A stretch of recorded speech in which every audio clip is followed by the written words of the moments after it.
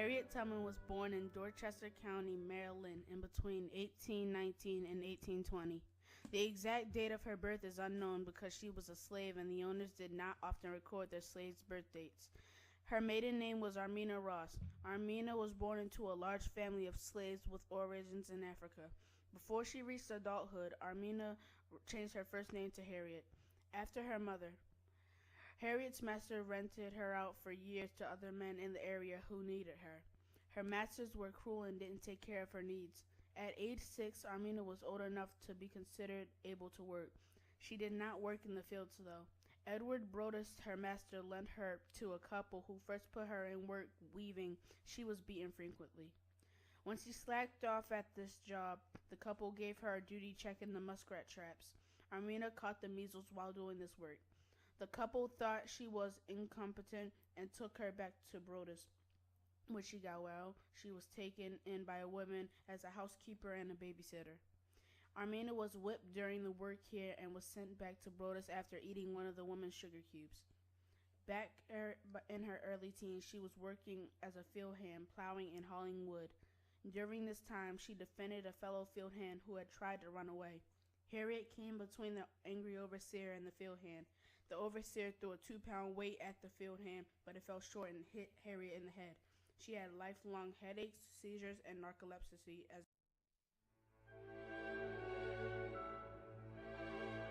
In 1849, her owner died, and she was afraid that she would be sold to a slave trader who would take her to Louisiana or Alabama. The treatment of slaves further south was more cruel and harsher than in Maryland.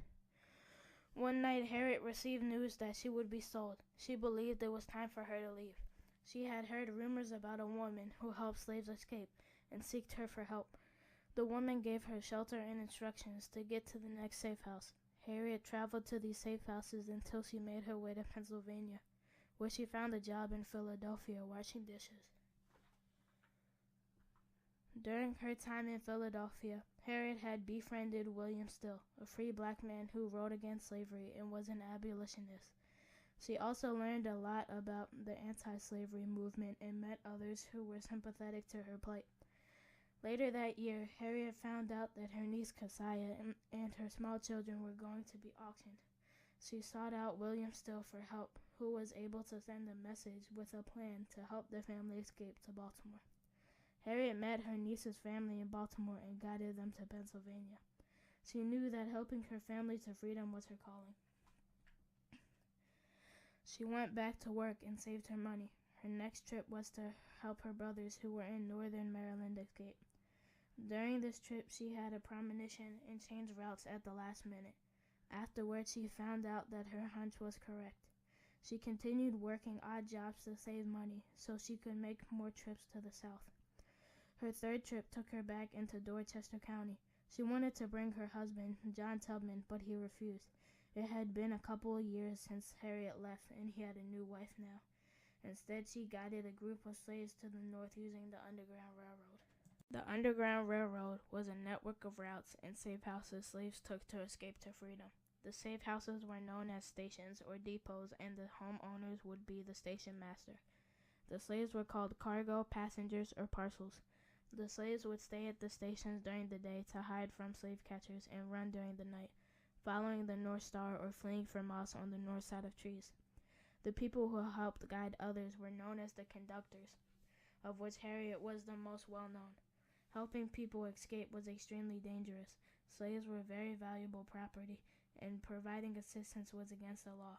On September 18, 1850, Congress passed the Second Fugitive Slave Law. The law stated that the runaway slaves could be returned to their owner, regardless where they were caught.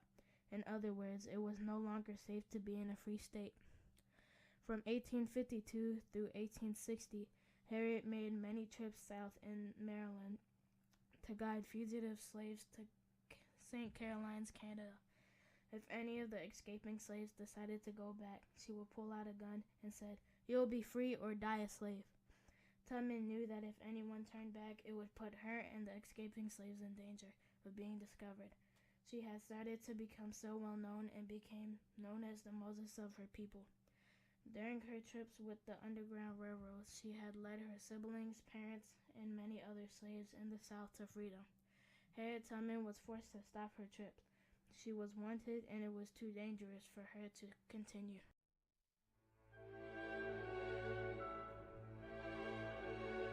In 1861, the Southern states known as the Confederacy declared their secession from the Union, and thus the beginning of the American Civil War.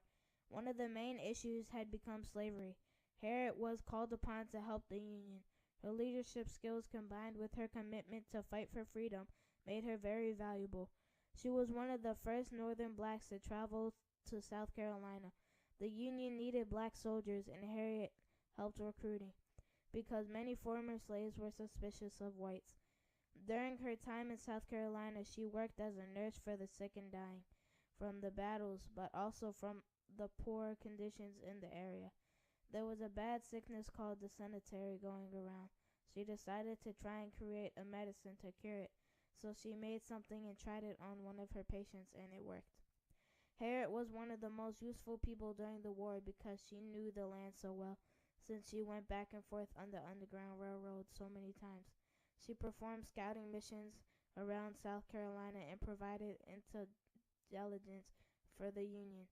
In 1863, under the command of Colonel James Montgomery, Harriet led Montgomery's forces up the Combahee River to overthrow rebel forces, free 700 slaves, burn buildings, crops, stockpiles of ammunition, and food. After the war, Harriet moved to Auburn, New York. These years were very difficult. Her parents were dependent on her while resources were scarce. She fought for back pay for her work during the war. There was so little money that oftentimes the household remained cold and hungry. In 1868, Sarah Bradford was recruited to write a biography to help raise awareness of Harriet's conditions.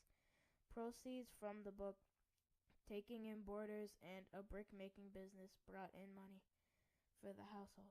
Even in her 70s, she continued her humanitarian work by opening a home and hospital for poor, aged, and sick African Americans. Her later years of life were consumed by community, work, church, and family. On March 10, 1913, Harriet Tubman died of pneumonia and was buried in Auburn, New York.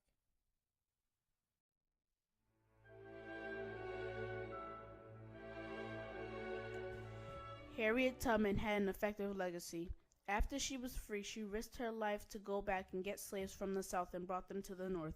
Harriet Tubman believed that every man and woman of every race was equal and should be treated equal.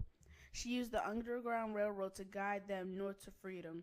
Harriet Tubman left a legacy of love, compassion, and commitment that is an inspiration to all.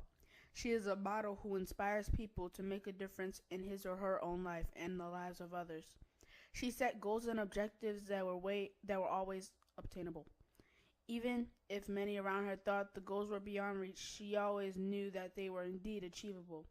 At the same time, she never took small and safe steps for fear of failure. She took giant steps with every challenge she faced and succeeded where many others had failed. When leading slaves to freedom, Harriet Tubman would not tolerate failure. That is why she leaves an important legacy.